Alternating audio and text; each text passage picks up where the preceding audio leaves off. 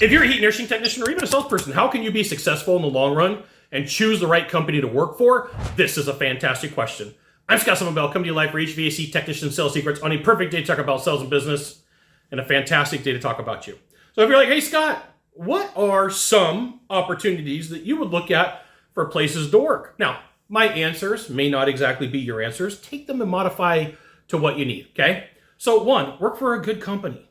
Make sure that they deliver what they promise, that they got good installs, that they take care of people, that they've got good warranties, that they've got good staffing, that they've got good stuff. Now, that doesn't mean it has to be the highest priced company in town. That's probably not going to be the lowest priced company in town. And there's a couple of reasons why that becomes important is because we're talking about being able to pay for resources, coaching, training, consultants, parts, pieces, trucks, vans, advertising. If a company's way down here, it's going to be hard for them to have the resources that they need. And especially in a downturn in an economy, it makes it really tough. So first and foremost, much respect to every business owner out there. Like I get phone calls at 2, 3, 4 o'clock in the morning sometimes get text 10, 11 o'clock at night. Scott, we're struggling. Just need a ray of hope. Can you tell me everything's going to be okay? Much respect, much love. Number 2, make sure that you get back and they deliver what they promise.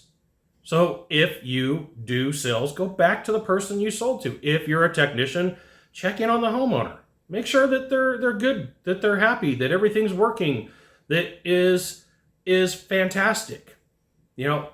It's important for you to work for a company that's got great value, great morals, and do what they say they're going to do. Should they make a profit? Yes. Should they make a profit? Yes. Let's say for a third time, should they make a profit? Absolutely. Because that's what keeps the doors open. That's what keeps them in business.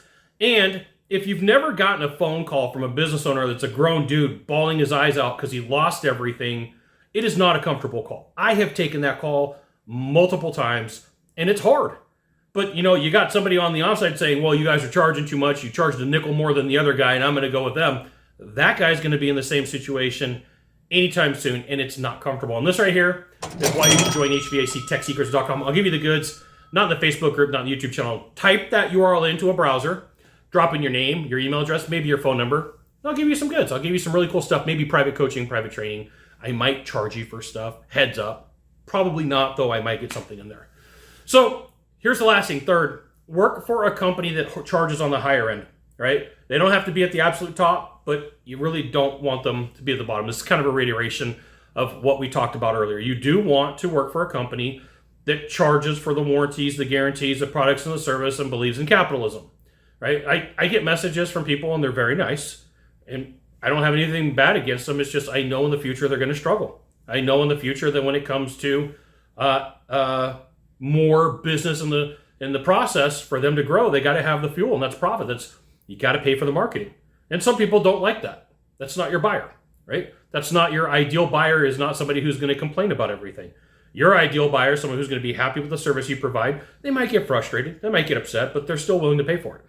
Right. And I have a unique view after doing consulting, after doing training, after being on management teams, after seeing companies sell for multi-millions of dollars, after seeing companies lose multi-million dollars. It's not from the perspective of like, yay, capitalism, I'm greedy. It's like, yay, I want companies to stay in business because that sustains the economic growth for the future. There you go. What do you look for in a good company and make sure that they're around? One, that they charge on the upper end of the scale. They got good products and services, and they deliver what they talk about. You got one of 3 things to do from here.